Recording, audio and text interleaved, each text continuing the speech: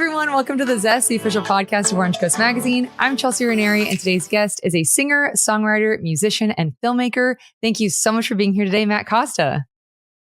Thanks for having me. Of course. I'm so excited to get to talk with you.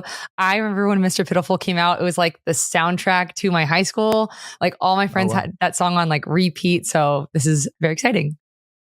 Cool. All right. Well, that's my song. Yeah. Yeah. Well, you grew up in Huntington, is that right? Yeah. That's where I grew up in Orange County for the most part, and then I finished high school in Huntington Beach. Nice. That's where I went to school too. Huntington High. Same. Yeah. Yeah. Oh, small world. Well, what were you like growing up? Were you like always into music, or did that come later? I was always into music. I played trumpet in the school band. No way. And then, yeah. So I played trumpet, and then I had a guitar, but I was just kind of fiddling around. I'd learned the beginning of songs and things, and I never really thought that it could be a profession. You know, it was just music that I did just because I enjoyed making sounds. You know, really didn't matter if I had like a real instrument or not. I would just, even now I can find like a pot or a pan or a bottle or something to bang on, and it kind of gives me the fix, you know? Yeah, I love that. Well, I read that you wanted to go professional into skating. What first drew you into the sport?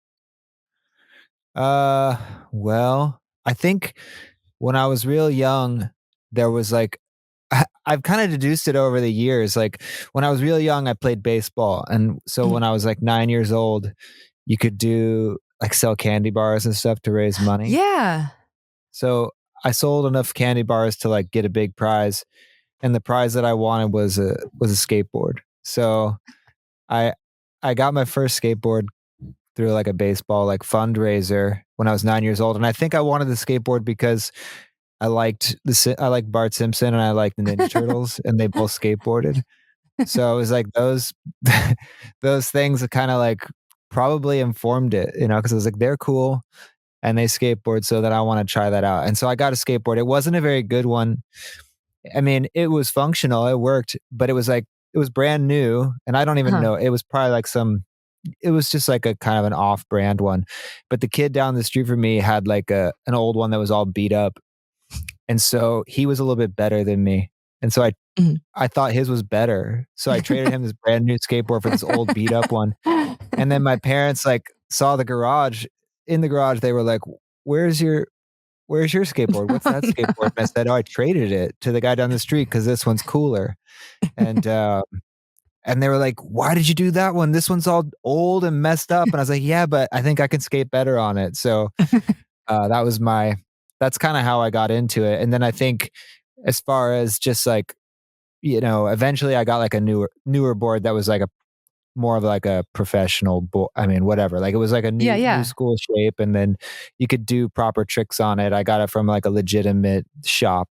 And then and I kind of just became like, kind of just fascinated with it, and I really like going out to finding street spots and then filming stuff with my friends. And so that was the cool part, is you could go out and just make, with like an old VHS camera, you'd go out and like film stuff and then put it together with your friends and make these little mixtapes, you know? So, yeah. Did you have any like favorite spots in Orange County that you used to frequent?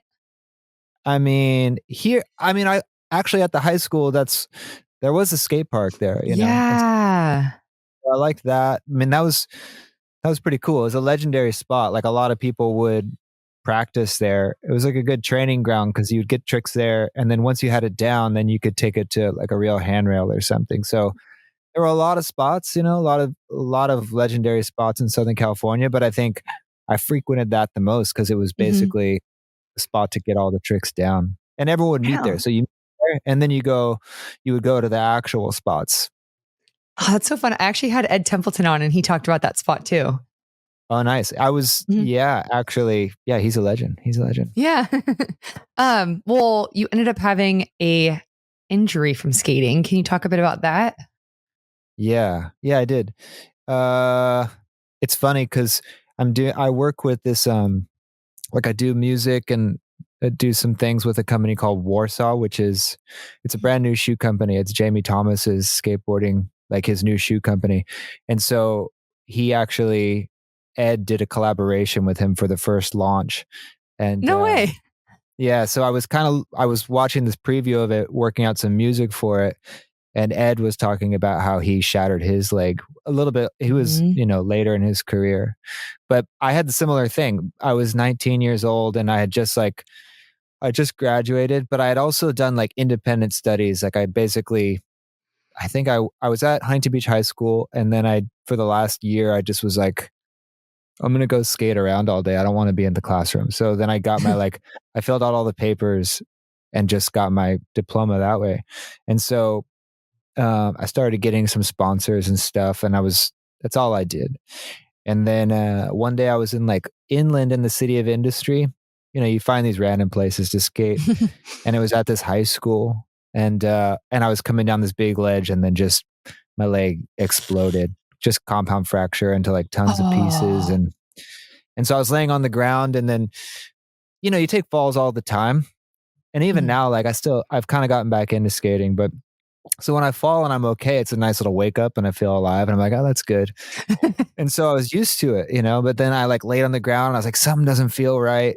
And then my friend was like, don't get up, don't get up. Something's wrong. And so I looked down at my leg and it was like looking back at me and then, Oh. yeah. And so then I was kind of out for what I thought would be a couple months, but it was about 2 years.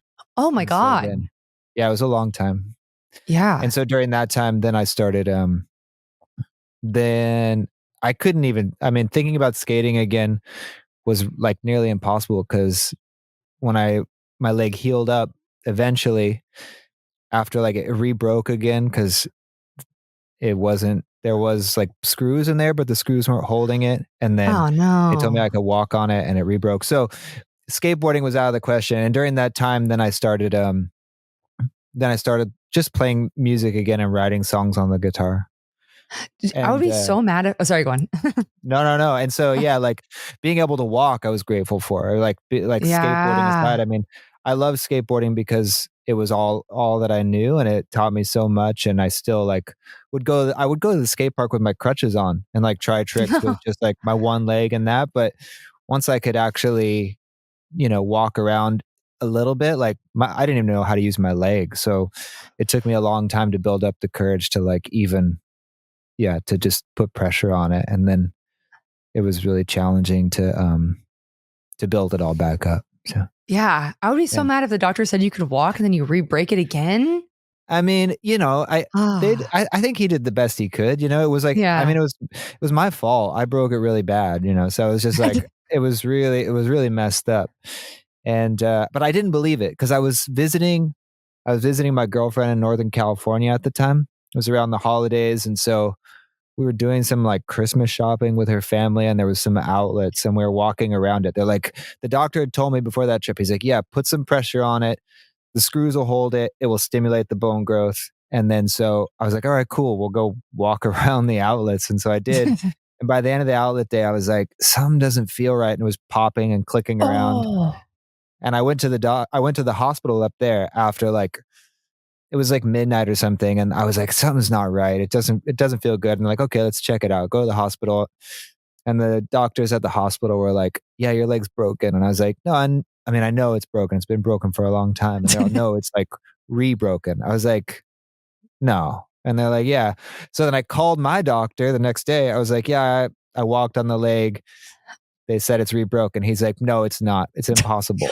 And I was like, well, he's like, come in a week from now. And I was like, what do you want me to do in the meantime? He's like, just keep it in the brace. It'll be fine. So I schedule an appointment, go to the doctor, hoping that it'll be like not rebroken and that they were just confused. And then he checks it out and he's like, yeah, it's rebroken. So I go, what does that mean? He's like, well, we got to cut you open again. And then we're going to take the Oh. screws out and put a plate in there. And so then I had to have another surgery and, all that stuff. So it was a long road to just being able to kind of have a leg again. And so it made me really grateful when I could even walk.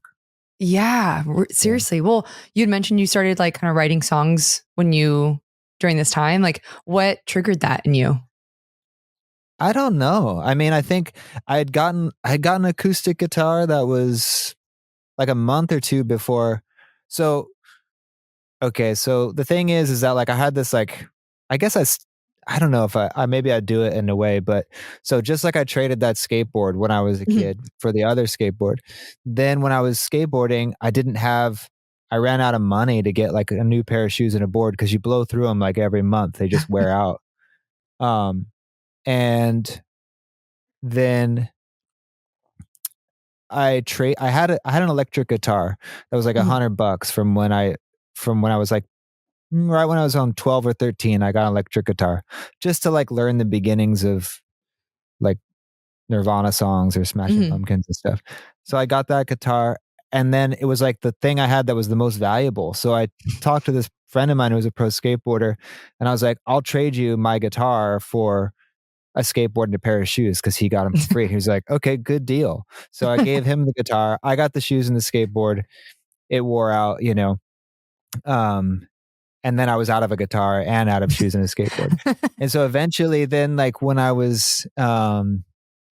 had like I had wanted to play guitar. I just would always borrow them from a friend, and I never had my own. And then when I was like 19, my dad was like, "All right, you graduated. We'll get you an acoustic guitar for your birthday for graduation." He's like, "But the one thing is, he's like, you can't sell it no matter whatever you do," because he was just like, "I know you're gonna need money and you're gonna want to sell it." He's like, "You can't sell it." And um, so then I got the guitar, and then I was like, "Oh, I got to learn some songs." So I had my trumpet that I had. I was like, "Well, this thing's valuable." So I traded that for like a Rolling Stone songbook. And so anything that I had that was valuable, I was just like, I was hawking it because I needed the money. So then I sold that trumpet and I got a Rolling Stone songbook. And then so I would just sit around and listen to records and figure those songs out. Now, is that where you're like kind of wait, I don't actually God, this is be embarrassing, but is that the 60s influence? Is that where they came from? The I Rolling mean, Stones? yeah.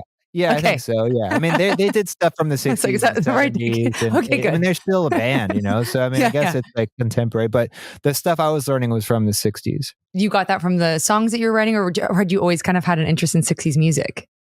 You know, I pieced it together with, I think that, so when I was like a kid Mhm. in the back of my parents' car, my parents, so like they would listen to they they were like teenagers. When were they teenagers? Maybe like 50s and 60s and stuff. So my parents are like 80 right now.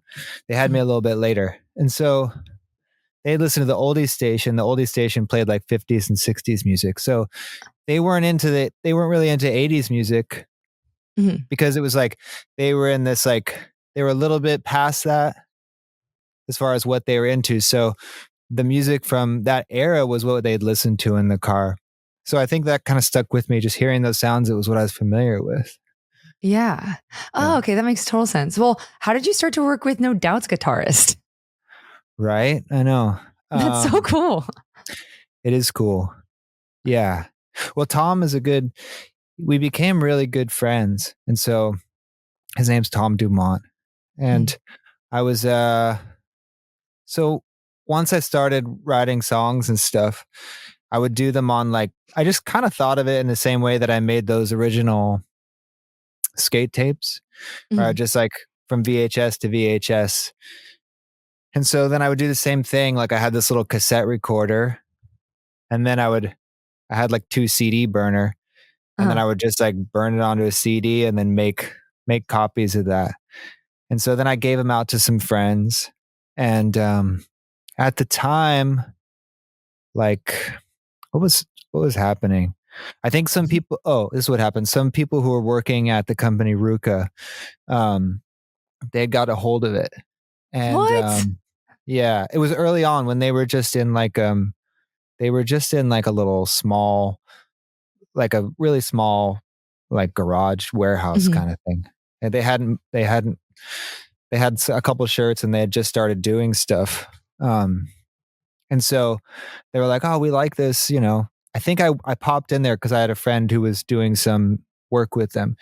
And then they're like, "Oh yeah, this is Matt. He made that music." And they're like, "Oh, that's pretty cool. Like, what do you doing? And I was like, I don't know. I just make it in my room. And so they kind of were like, kind of kept asking me to come around. They're like, oh, that's sweet. Well, yeah, you should stop by again. So I stopped by like once or two, like one or two more times. And then one of the times I was in there, there was this bearded guy, and he was the husband of one of the women that worked there. And he started talking to me about music. And Pat, the owner, was like, "Oh yeah, you should talk with Tom. He plays music too. Maybe you guys could do something together." And he's like, "Oh, how are you recording?" I was like, "Yeah, I was telling him my whole process." And then he left. And then Pat Tenori was like, "Oh yeah, that's the guitar player for No Doubt." I was like, "Oh, that's pretty crazy." And then like 2 days later, I'd seen them on the Super Bowl, and he was wearing a Ruka shirt. And I'd given him my phone number, and I was watching the Super Bowl at my parents' house, and I was like, "Oh, I met that guy." I gave him I gave him my little demo CD, and he has my phone number. And then a couple of days later, he called me up and was like, "Hey, I was busy doing this thing, but I listened to your This thing. stuff." Yeah, yeah. And he's like, "But I listened to your stuff, and do you have any more? It'd be cool if you wanted to come over, and we could I want to test out recording some stuff with you." And so No Doubt was on a hiatus at the time, so we had some spare time. And then and so we started working on a song.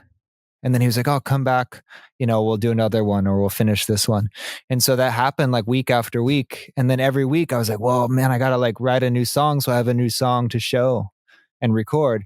But we couldn't record a new song every week. I went back, so I had stockpiled Oh, lots and lots of songs. Not all of them were good, I feel like, but eventually I'd written hundreds of songs, and then that got narrowed down into my first record that was called Songs We Sing. And there was an EP that we did wow. before that too. Yeah. Wow. So how has your songwriting process evolved over time from when you first started to now? Mm, well, when I first started, like, I think, I think that's the thing that I always try to keep in mind is that I was always trying to write beyond my own abilities. So Hmm. you know, maybe I tried to write a song instead of learning how to play the guitar and then Hmm. being like, okay, I can play this, so then I'm going to write this type of song. I would write the type of song to be able to play the guitar like that. And so, Oh, and similarly now, I think when I want to write a certain style of music, like if it's something that's more synthesizer based, or if it's kind of has some influences from different places around the world, then I think, okay, I want to learn how to do that. And so the song has always been the thing that's driven me to become a better musician. Instead of being a better musician and then trying to write music, it's gone the opposite way. The song has been the catalyst for being a musician. So I think that's always informed the songs being first and foremost.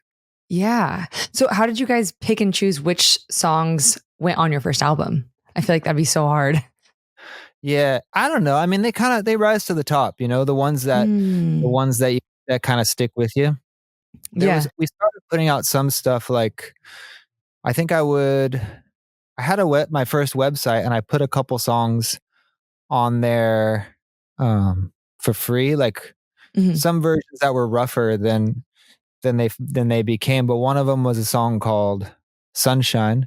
And then that song, people started liking it, and then some people put it on, I think, um, some people put it on some compilations, and so we're like, "Oh, that one's gotta go on the record." And, uh, and I didn't like the recording of it, because at the end of it, their phone rang and stuff, so it was, in the in the recording, there were all these little things that were kinda, the charming, that I look back now and I'm like, "Oh, that's charming." But I was like, "Oh, it's gotta be professional, we have to cut out all the noise and stuff." So I did a version that was a little bit that didn't it was the same, but it just didn't have a Mhm. phone ring in it. Um, and then yeah, and then I think there were just certain ones that just felt like you can feel it when a song's doing the thing. I also have never really, I always just never really mm, dwelled on things too much, because I feel like that's one of the things that I think it's great to um really be thoughtful with the stuff you want to put Mhm. out, but if you're thoughtful with it for 10 years, you could have written maybe 8 records during that time.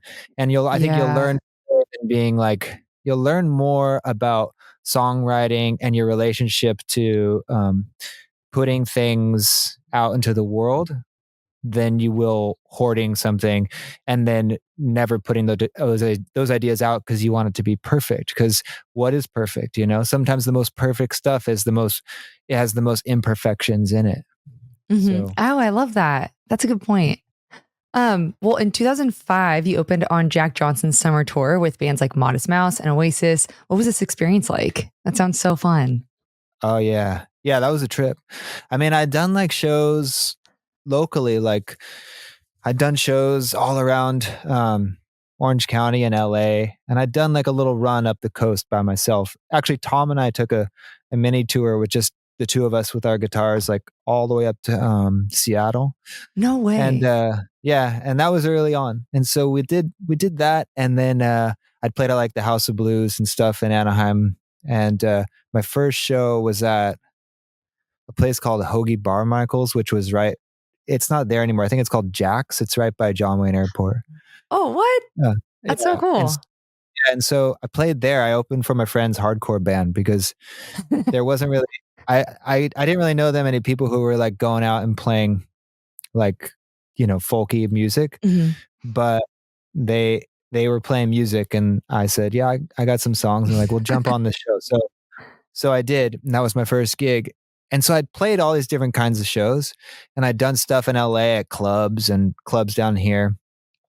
But then I got a call from Jack, and I had known of his music because I was a fan of Ben Harper. And Oh. so they were like, oh, Jack has heard some of your songs, he wants to meet you and, maybe, do something. So we went to this like Mexican restaurant, and he kind of was like, yeah, I want to, would you want to go on tour? I love the record that is songs we sing. I don't think we hadn't officially released it. I think maybe I just released it independently, because before I put it out through Brushfire Records, which is Jack's label, I had done an independent release of it.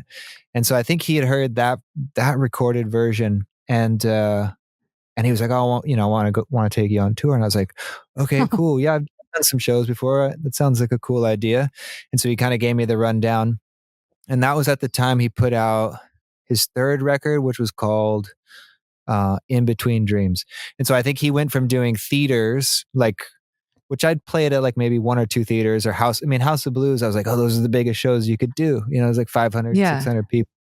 And so I'm like, oh yeah, okay, I've done that before, I guess. And so then we show up on this tour, and they're like outdoor sheds for like 15,000 people. And I was like, oh, this is not expecting. So yeah, and we did that and played some legendary places like the Greek Theater up in I Berkeley, and love the then Greek. Oh, wait, never mind. and LA too. Yeah, Yeah, the Greek one in There's LA. Yeah, there's yeah. two of them. Yeah. And then eventually we toured all around the world too, all through Europe, and then with Oasis and stuff too. I did a whole tour in Canada, and then we hit it off really well. So then we did a US tour, and then same with Modest Mouse too, which I think before I'd even done a show with them, I had like Isaac had invited me up to Isaac Brock, the singer, had invited me up to Portland, and I think I jumped on stage and was just like shaking some maracas or something, which is cool because I learned their music through through some old skate videos too. So basically, yeah, that was really fun to be involved in. And again, too, like playing those shows, I mean, I never really would have expected that, because a lot of the music that I liked, um, I it I mean, those shows and the amount of people that showed up were like exceeding any expectations I could have ever imagined. So Yeah. God, yeah. 15,000 people. I can't even imagine. Well, Mr. Pitiful came out just 2 years later after your tour. And this was used in I Love You Man, the Youth in Revolt trailer, Marmaduke, and more. Take me back to that year. What was it like for a song to just like blow up like that? I mean, when that stuff happens, I felt like it's hard to have a real perspective on it. Mm. It's especially when you're so close to something. And when there's lots of momentum behind something, it's kind of like when you're, when you're climbing up a mountain or something like that, you don't really look back down. You're Mhm. just like, when you do, you're like, well, I'm pretty high up. But if you keep, you keep looking forward, then you're working your way up it. And that's kind of what I felt like. I didn't really ever take a moment to look back down. And then I think, over time, I started to see the more like the effects of like it reaching people, like even this conversation here, when you're like, Mhm. oh, that song was Yeah. listening to it all the time. I'm like, whoa, I don't even know that until now. That's pretty, that's pretty cool. So, Yeah. What inspired that song? well, I had an old piano. Well, I didn't have a piano actually. That's what it was. And so I thought I also didn't know like how much a piano costs, because I was like, yeah, the pianos are in everyone's houses, they can't be that expensive. So then I'd always liked the sound of pianos. I like the way that they fill up a room, Mhm. and I like that you can just kind of, yeah, I just love the sound of a piano. And so I was like, I need to get a piano. I need to get a piano. And so I went to like the piano shop, and this is it was when I was living in Sacramento I was living there for like a year or so. Mhm. Um, and then I went to the piano shop, and then I realized that pianos were like way more expensive than I could have ever imagined. So it was like $50,000 and like Oh, what? $100,000. And I was like, what? And then, the lower price ones were still just more money than I'd ever even seen in my entire life. So I was like, well, I guess I'm not going to get a piano. So then I look in the back corner, and then there was like this really old beat up piano. Um, And I was like, well, how much is that one? He's like, oh, that one? He's like, $100. And I was like, Oh. $100. I was like, all right, cool. So then I was like, I'll take it. $100. I can do that. So I spent $100 on this piano. And then like, I had my girlfriend's dad like drive up with his truck, and we loaded it in there and like took it back to the house. Um, and it was all beat up, like the black keys, like the wood was coming through, and then like all the keys were chipped, but it could Oh. still kind of keep a tune. But it was a pretty pitiful piano. And so I just sort of like banged away on that thing for like a couple days. And by the end of those days, then and the place that I was into had these like hollow wood floors. So it was like the whole room was just really, I was really feeling it, and I was really in it. And, yeah, so that was the idea about that song. Tom was actually he was really concerned. He thought the song was about him because he did have a white picket fence. And I was like, "No, man, it's not about you. Don't worry." Oh my God, that's so funny. It reminds me of like the Charlie Brown Christmas tree moment, like seeing like the sad piano in the corner and Yep, taking it yep, home. yep. Yeah, that's good. um, It was, I mean, it really was. I put a lot of life, and I moved that piano. Um, I put a lot of life back into that piano, and it like came with me a bunch. Like I moved it back down to Huntington when I was living on Third and Orange downtown, and then I yeah, took no it way. from there to to another place I was living in, Costa Mesa, and eventually I'd moved it so many times and like squeezed it through like physical spaces that it wasn't even possible. And eventually I was like, you know what? I think I'm done with this piano. And so I like, when I moved out of one place, the guy who came and took the place over, I was like, do you want a piano? And he's like, yeah, I'd love a piano. I was like, you can have this piano. And and so I just left it with him. Oh, well, at least it found a new home. Yeah. Um, okay, so in 2020, you released your album Yellow Coat, and I read that this song was like letters to yourself. So, what kind of Uh-huh. prompted the creation of that? Well, more like, I guess it's kind of one of those things where, mm, yeah, I was going through a really hard time, Mm, so I was like going through a really big, like a really, whatever, like breakups and stuff. Those things yeah. happen. When you're going through them, especially really big ones, you don't really, the, you, I actually I didn't want to write music. I didn't really think about like, I didn't really even want to, everyone's like, oh, you're going to write great music. You're having a great breakup. It's going to be incredible.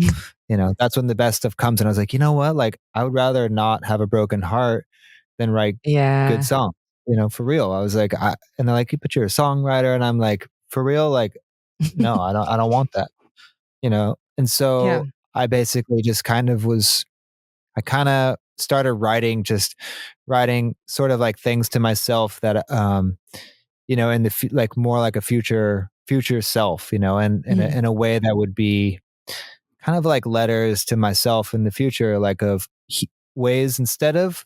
I also didn't want to do it in a way where it was feeling sorry for myself or something or negative, but I wanted to write Yeah. things that were healing and that were like that would condone healing and change. Almost like I realized too in all my years of writing songs, they became like, you're manifesting something, so I'd write this song about something and then a couple years later I would live it, and I realized that Huh. probably my subconscious was just like working it out, and then I just manifested it. So instead of writing something really that would take me further down into a hole, I felt like writing something that could help me transcend that and climb out.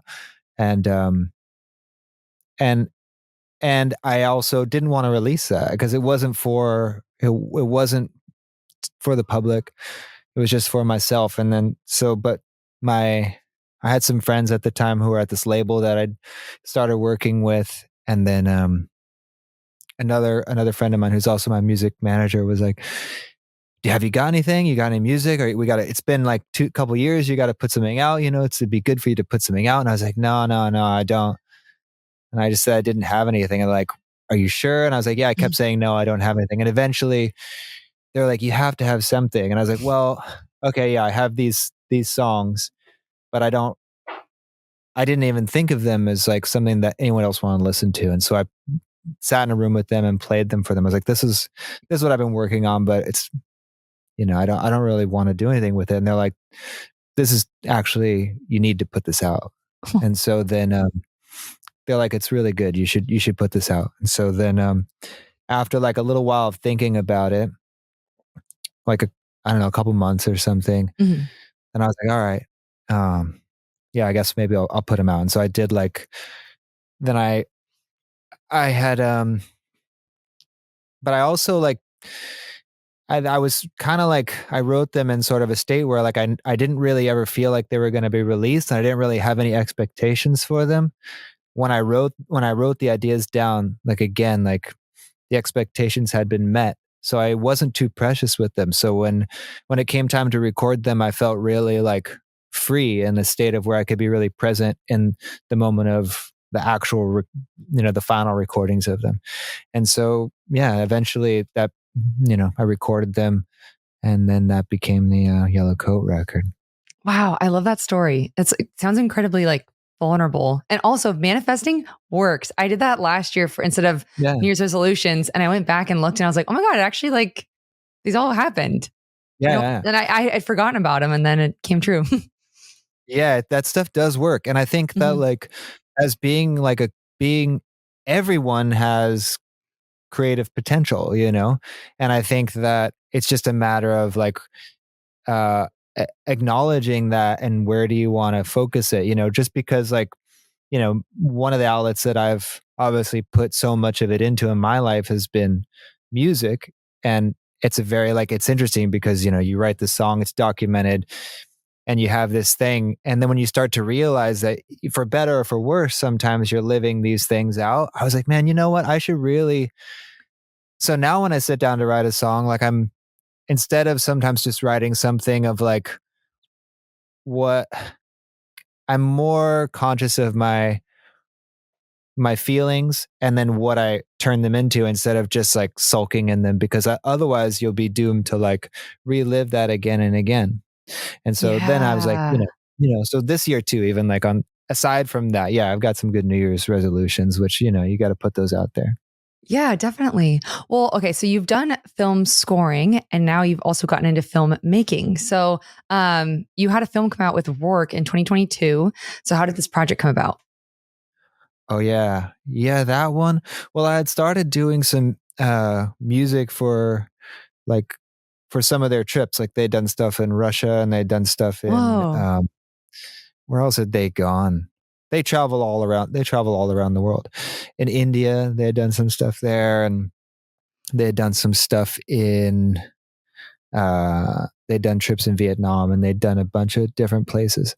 And so they had, I think down at the coffee shop, I was there one day, and the owner, Ryan, we had crossed paths before, but he was like, "Oh, hey, you live in the neighborhood. Um, what are you up to?" He started talking, and he was like, "Oh, you should do some music sometime for one of the trips." And so I started doing like some just arranging and writing music after the fact. They go on these Mhm. trips, and he's like, "No, you got to come out sometime." So they would call me up and be like, "Yeah, we're going to India in like 3 days. Can you go?" And I was like, Oh. that's a little short. I can't do that. And so I was like, I don't think I had a valid passport at the time, so it would take me long and longer to get that. But Mhm. then eventually, he's like, "Okay." They gave me like at least a couple months notice, and they're like, "We're going to go to Oaxaca.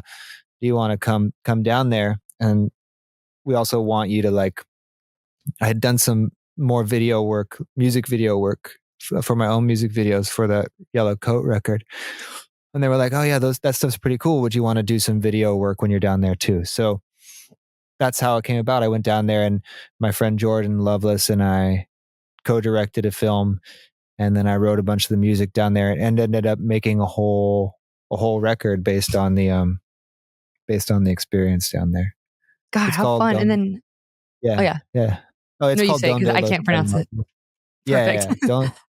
And that's not like I think it's just more, it translates to, for better, in like, for lack of being proper, it translates to where the earthquakes. And so it's like Oh, they have these really big they have really big earthquakes down in Oaxaca specifically. And so I just thought, like, why does this happen there? What is the, like, yeah. there has to be some legends behind it, and some actual truth behind what, what the what the stories are behind the indigenous people down there and what they believe. And so with that in mind, then I started going down this whole path and started discovering all of these truths. And basically it comes down to being like, I talk with some elders there, and they were saying, like, in this like really sacred area, I was like, why are you safe here? And they're like, because down in the big cities, man has like built over all of nature, and the earth shakes so violently because it's nature trying to reclaim the earth back to itself. Whoa. He's like, we're one with nature, so we're actually really close to it, and we're safe. And so that's kind of like, I think that's the general sentiment of it, is kind of being that, you know, having that connectedness to nature. And I think that has like something that has always been like a through line and stuff that I've been discovering at this part of my creative ventures with film and music. Yeah, and then you also had, a music and film experience called Explorations of Sight and Sounds that came out last year, and that has 3 pieces of music, a live concert, and a collection of films that you produced. So how did this Yeah. come together?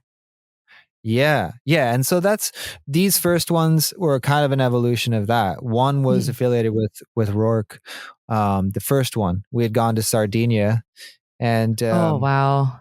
yeah, it was cool. It was really, it was beautiful. Yeah, You should go. You should I go. know. Yeah. Water is really blue, and like you can do some nice diving, and there's all sorts of trails and like rock climbing, really beautiful, in a town called Ulasai. Just above Ulasai, there's these like beautiful canyon that's got like every scale of climbing that you could that you can imagine, from beginners to extreme experts. Wow, that's so cool. That's a dream. Yeah, it is a dream.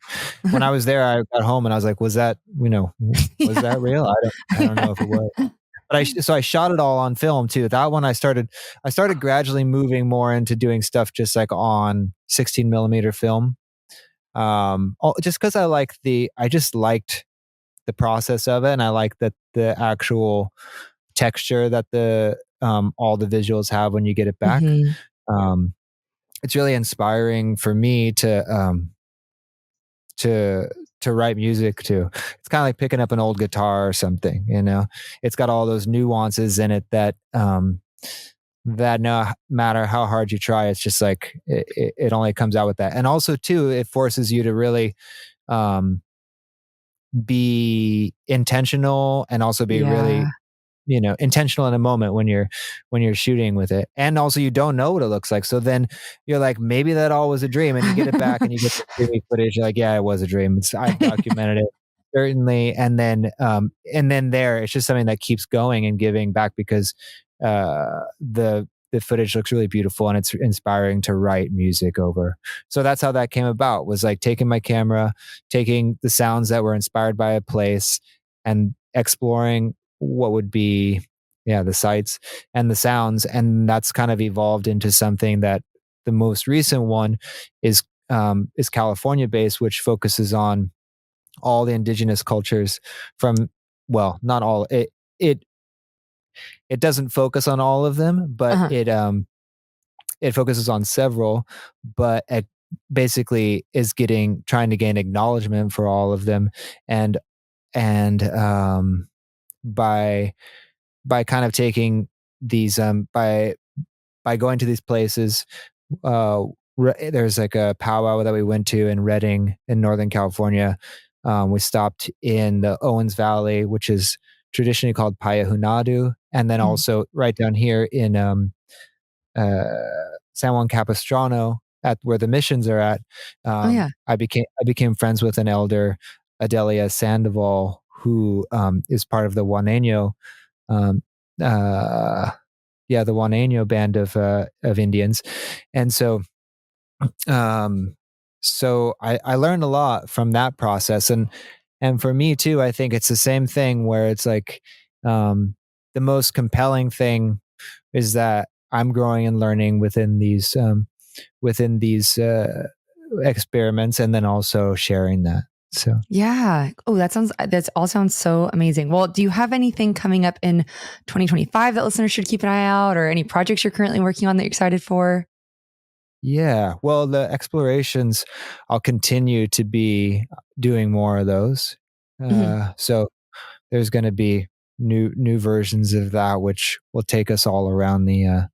Who knows where next, but it's going to take us probably around the globe. Um, Definitely around the globe. Uh, Can't name any of what those are specifically yet. And then doing some stuff with Jamie, as I mentioned in the beginning of Mhm. this, with his new shoe company Warsaw, doing original music. Like, I think in the next couple weeks we're going to release something. I did a tour where we played in skate shops. He was out there meeting people, and then I was making music that I was recording live in the skate shops from like Denver to Delaware. And so I have all of that recorded. I did some video of it too, us skating in Philadelphia and Kansas, and all the music was recorded live on location too. Oh, So, cool. And then and also, written are on location. you that's so impressive. I can't even imagine. Well, are you also curating the lineup for the Coast Film Festival in Laguna this year? I did last year, and then Uh-huh. this next year, yeah, I think Oh, they had cool. asked me to come back and do that again. So yeah, I would yeah, I think that's in the works, and then also doing some collaborative film stuff with like a legendary photographer named Henry Diltz, who shot a lot of he shot a lot of bands in the '60s and '70s, but like Joni Mitchell and the Doors, Oh, whoa. and the Eagles and Crosby, Stills, Nash and Young, and all those folks. He was um, I'm going to do another documentary that involves him, uh, a local band here in Laguna called the Great North Special, who are friends of mine, and a couple other things, but basically about just like, basically about how these, well, it's still in the works right now, actually, because Yeah, I yeah, have a yeah. basic idea of what it's going to be, but also I think that stuff I also like to let it be open enough to unfold. So, I'll Okay. say maybe it's called Quantum Vibrations, but it can still change. So, Ooh, exciting. Well, we are coming to the end of our time, but before I let you go, I have three final questions for you that we call the thoughtful three. So, first, okay. what advice do you have for aspiring musicians? Okay. Yeah. Uh, I would say, I would say, let your expectations be met when you finish writing the song. Mm. And I don't mean recording the song. I mean just writing the song. If it happens to be that it's the recording of the song is when you finish writing it, but when you're happy with the writing of the song, then I would say let that be the peak of your expectations, because then from there on out, then they will only be exceeded. Yeah. That's good Yeah. advice. And then what would you tell your younger self knowing what you know now? I'd say, oh man, let me think about this. I could give a really like crazy, like meta answer, but I'll try to answer it very like, um, I would say, man, I that's I don't know. It's I guess because it's hard to think about. Like I would say, just you're gonna be all right. Keep going. That's Yeah. it. Yeah. That's nice, simple. And Yeah, then really. lastly, yeah, what is a habit or routine that you feel has helped you become successful? A habit or routine that has helped me become successful. Um, well, hmm. Um,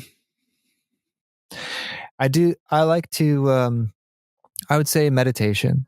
Meditation has Mm, helped me just become like, success is, whatever people's yeah. version of success is. But I think that it's helped me to, uh, curb bad habits, and whatever that those are, because it has helped me to become more thoughtful in the things I do every day, whatever that is, whether it's you know talking to the people, my family members, and stuff like that, interpersonal relationships, and then my own relationship with my creative process too. Hmm. I think that, and that doesn't mean like, I think it can be something where, if you have like whatever your form of meditation is, maybe it's prayer for some, maybe it's like it is more of an Eastern thing.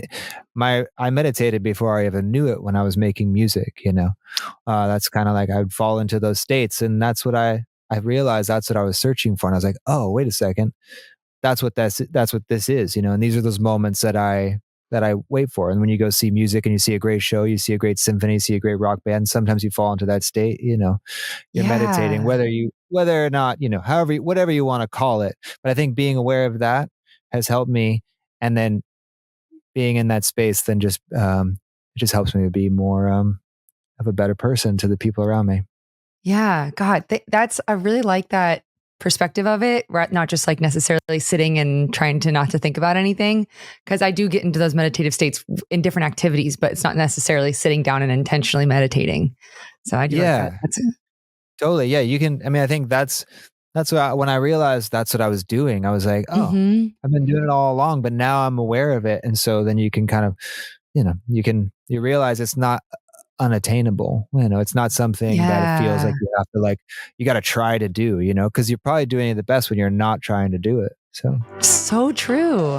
God, well, thank you so much for doing this. It was so great getting to talk with you and meet you. This is so fun. yeah, it was fun. Thanks. Of course.